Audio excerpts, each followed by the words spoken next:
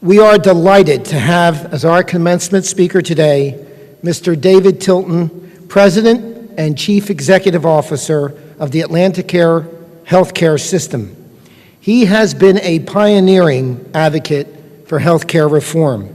In 2009, under Mr. Tilton's executive leadership, Atlanticare was awarded the Malcolm Baldrige National Quality Award by the United States Secretary of Commerce. The Greater Atlantic City Chamber of Commerce honored Mr. Tilton as their 2014 Business Leader of the Year. We are grateful for his service to Stockton as a member of the steering committee of the William J. Hughes Center for Public Policy. He has been a longtime and dear friend of Stockton University. It's my pleasure to present to you Mr. David Tilton.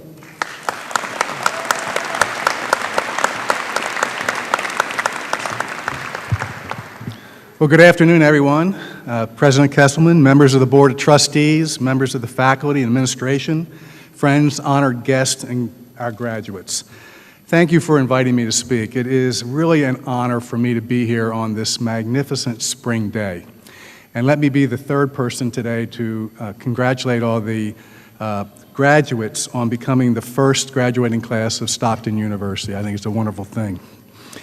Earning a graduate degree, as you know by now, requires a great deal of hard work, commitment, and sacrifice. You should be proud of what you've accomplished, and I hope you'll take a few moments over the next few days to thank your friends and your family for supporting you over the last several years, and to celebrate. I think it's really important to celebrate in these moments the culmination of many years of education and development. However, please don't think of that degree as a conclusion, but rather as a beginning. It is one step, albeit a very important step, in a much longer and a more profound journey. Have you heard the song, "Life is a Highway"? Now, I know you're all trying to think of what that song is right now, but think about it. It's very true, and that piece of paper that you'll soon be holding is your driver's license. And now, since you have a master's, or soon will have a master's or a doctorate in something, it might be easy to assume you know what you should do with the rest of your life. But I would like to challenge you at this important crossroads to do a gut check before you start looking for a job, joining the family business, or pursuing more education. We tend to frantically go from one phase of our life to the next, trying to meet the expectations of our parents or family or others, making decisions based on what seems to make sense financially, making safe choices rather than taking risk, and doing what society expects us to do. It's very common for folks to reach their 40s or 50s and realize that they are in a place that doesn't feel right, and they wonder how they let that happen. The trick, of course, is not to let things happen, but to consciously make things happen. Choose the path and the destination of your journey. We often suppress our dreams, our talents, our true callings in order to pursue the more traditional measures of success. However, as you get older, you'll begin to realize that personal fulfillment, loving what you do, and feeling like you do meaningful work, that is what makes life worth living.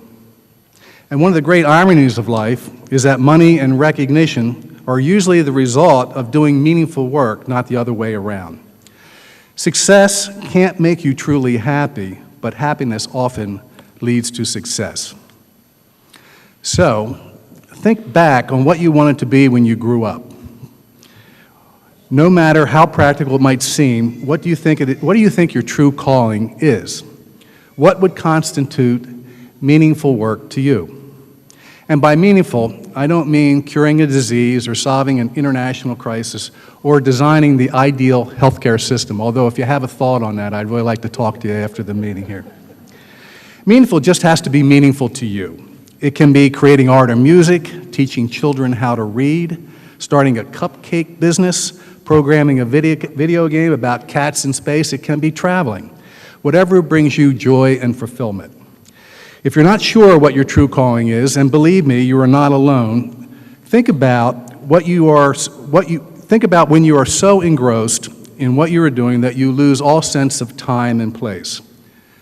What do you consider to be your greatest strengths, skills, or talents, whether or not they relate to your current career path? And ask others what they think your gifts are. They may be completely different, answers than what you might expect. After you've done that assessment, make decisions about your future based on what's in the best alignment with your personal fulfillment rather than what seems to be the logical, safe choice. At AtlanticCare, we've had a lot of success because of alignment. We set our strategy and our goals, and then everyone designs their work plans to support that goal. And truthfully, it's amazing what can be accomplished when there's alignment between what you're working toward and where you want to go. But you must decide. Envision what your most beautiful life might be and align all your steps in your journey with this destination in mind. Otherwise, you're going to be working very hard to get to a place that really isn't where you want it to go. And it's your obligation to use those unique gifts that you have to make life better and more interesting for all of us. Align with your purpose with what you do each day, and you'll have no regrets.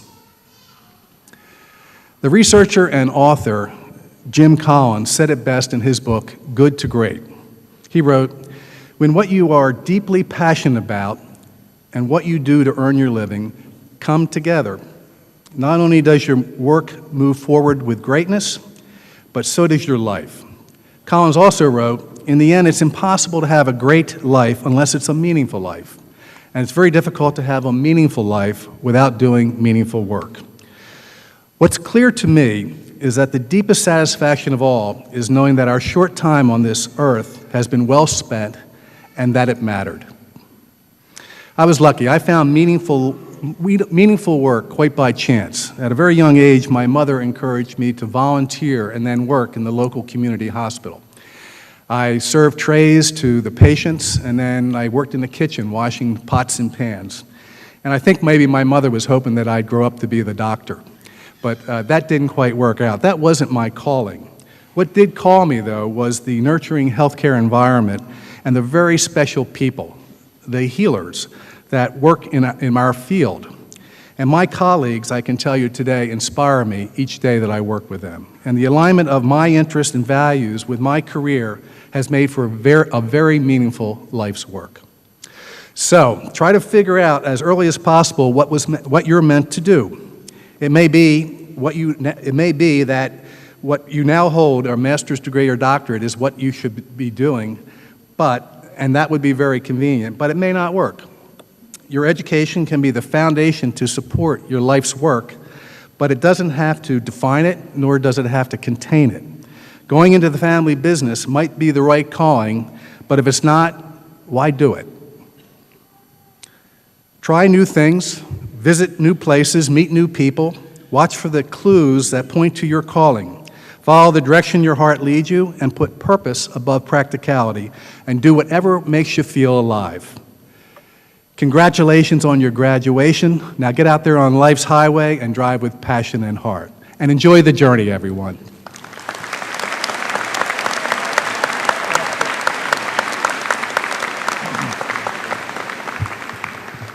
Thank you very much, Mr. Tilton.